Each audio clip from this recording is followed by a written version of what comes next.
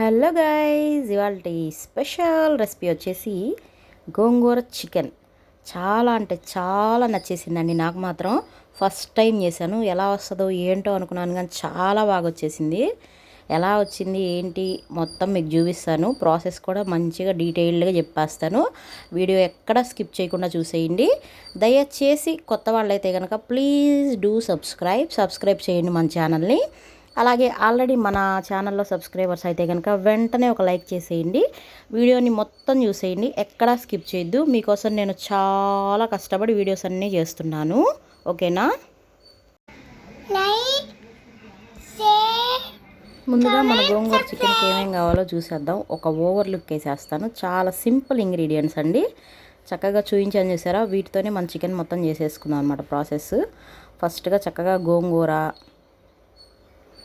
మంచిగా, ఆ తర్వాత కొబ్బరి పేస్ట్ అనమాట. ఇది ఈ కొబ్బరి అల్లం వెల్లుల్లి 3 కలిపి పేస్ట్. ఆ తర్వాత కారం, ఉప్పు, చికెన్ తీసుకోవాలి.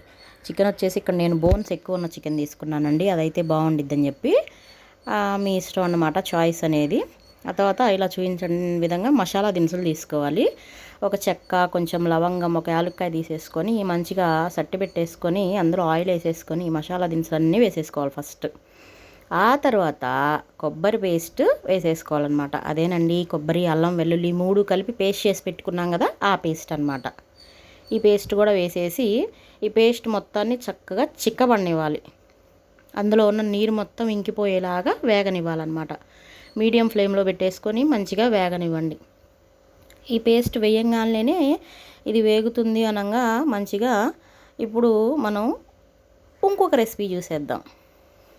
మరి ఉత్త గోంగూర చికెన్ అంటే ముద్ద దిగదు కదా, కొంచెం పక్కన ఇలాంటి ఫ్రై ఏదైనా ఉంటే చాలా బాగుండిద్ది కదా. అందుకనమాట బోన్లెస్ పీసెస్తో మంచిగా ఇలాగ ఫ్రై చేసేసాను అనమాట. కరివేపాకు వేసేసి సింపుల్గా ఒక చిన్న అల్లం వెల్లుల్లి పేస్ట్ ముద్ద వేసేసి కొంచెం ఎండు కొబ్బరి జల్లేసేసేసి చక్కగా ఫ్రై చేసేసుకున్నాను అనమాట.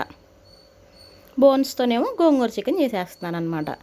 చూడండి, ఇది ఆల్మోస్ట్ నూనె పైకి తేలుతుంది కదా. So half of the amount cook అయిపోయింది అనమాట, డ్రై అయిపోయింది. సో అందుకని ఇందులో ఇప్పుడు చిల్లీ పౌడరు, సాల్ట్ యాడ్ చేసేసుకోవాలన్నమాట. ఆ రెండు యాడ్ చేసుకొని మంచిగా పేస్ట్లో కలిపేసేసేసుకొని ఇంకా బాగా ఎగరనివ్వాలి. మీడియం ఫ్లేమ్లో పెట్టేసి చక్కగా ఎగరనిస్తే నీరంతా పోయేదాకా మంచిగా నూనె అంతా పైకి తేలుతా వచ్చేసిద్ది అనమాట. చూడండి, అది ఆల్మోస్ట్ ఇంకా అయిపోయిందనమాట. ఇప్పుడు మనం కొంచెం ఒక చిటికెడు పసుపు యాడ్ చేసేసుకొని చికెన్ యాడ్ చేసేసుకోవాలండి. ఇంక ఇందులో మీరు అబ్జర్వ్ చేసినట్టయితే కనుక నేను ఎక్కడ వాటర్ అనేది అసలు యాడ్ చేయట్లేదు. జనరల్గా గ్రేవీస్ చేసేటప్పుడు కొంచెం వాటర్ యాడ్ చేస్తారు, బట్ కానీ అసలు వాటర్ యాడ్ చేయకుండా ఉంటే ఆ ఫ్లేవరు, ఆ టేస్ట్ చాలా బాగుండిద్ది. అందుకని ఆ నీరంతా ఇంకిపోయేదాకా ఉంచి ఎగరనిచ్చేసిన తర్వాత ఇప్పుడు కడిగి శుభ్రంగా పెట్టుకున్న చికెన్ యాడ్ చేసేయాలన్నమాట. చికెన్ కూడా యాడ్ చేసేసిన తర్వాత ఒకసారి మసాలాతో మొత్తం చికెన్ని కలిపేసేసుకోవాలి. మంచిగా కలిపేసుకున్న తర్వాత మూత పెట్టేసి ఒక 5 to 6 minutes మీడియం ఫ్లేమ్లో పెట్టి కుక్ అవ్వనివ్వండి. అప్పుడు ఏంటంటే కనుక చికెన్లో ఉన్న నీరు కూడా మొత్తం దిగిపోయి చక్కగా మనకి నూనె ఇలా పైకి వచ్చేస్తూ ఉంటుంది అనమాట. ఒక 5 to 6 minutesకి మీడియం ఫ్లేమ్లో పెట్టేసేస్తే మంచిగా డ్రై అయిపోయి మంచిగా నీరంతా దిగిపోయి చికెన్ కూడా కుక్ అయిపోయి ఫుల్గా చక్కగా ఆల్మోస్ట్ 90% ఆఫ్ రెసిపీ అనేది అయిపోతుంది అనమాట. చూడండి, ఇదిగో అలా మంచిగా నూనె అంతా పైకి తేలుతుందనమాట. చికెన్ అంతా కుక్ అయిపోయింది చక్కగా.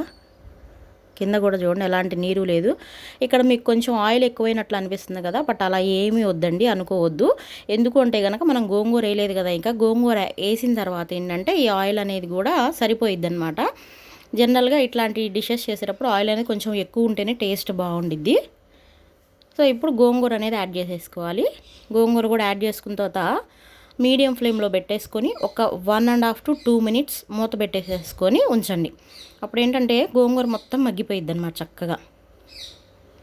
నేను జనరల్గా ఎక్కువగా చికెన్ ఫ్రైస్ చేస్తాను, చికెన్ గ్రేవీస్ చేస్తాను, బిర్యానీస్ చేస్తాను, కానీ గోంగూర చికెన్ చాలా తక్కువ.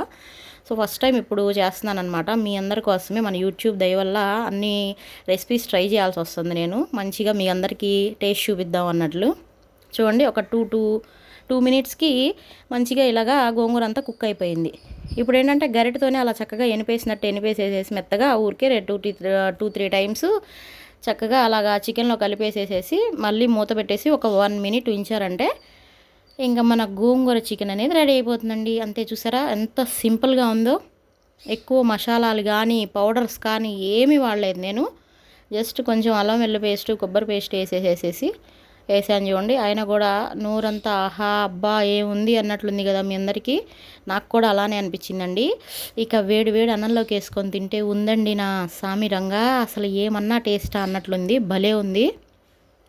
చివరాకులో జస్ట్ కొంచెం గరం మసాలా ఉంటే గరం మసాలా కానీ, లేదంటే చికెన్ పౌడర్ కానీ జల్లేసుకొని అలా పైన మూత పెట్టేసుకొని స్టవ్ ఆఫ్ చేసేసుకోండి. అంతే, మన గరం గరం స్పైసీ పుల్లగా ఉండే గోంగూర చికెన్ అనేది రెడీ అయిపోయిద్దండి. చాలా అంటే చాలా బాగా వచ్చిందండి. అసలు కూరలో నేను ఎక్కడ వాటర్ అనేది కొంచెం కూడా యాడ్ చేయలేదు కాబట్టి అసలు ఆ టేస్ట్ అనేది ఇంకా చాలా అంటే చాలా బాగా వచ్చింది.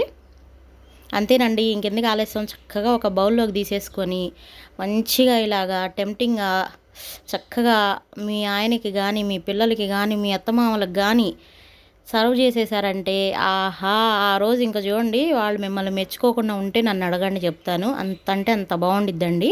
చాలా సింపుల్గా ఉంది కదా ప్రాసెస్. ఏంటి, నచ్చిందా మీ అందరికీ? తప్పకుండా మీరు కూడా మీ ఇంట్లో ట్రై చేస్తారా ఈ రెసిపీని? తప్పకుండా ట్రై చేయండి. ఎలా వచ్చిందో నాకు కమెంట్ చేయండి.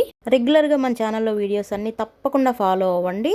మీ ఫ్రెండ్స్ అండ్ ఫ్యామిలీస్కి షేర్ చేయండి, సజెస్ట్ చేయండి, మన ఛానల్ని సబ్స్క్రైబ్ చేయమని. Thank you all.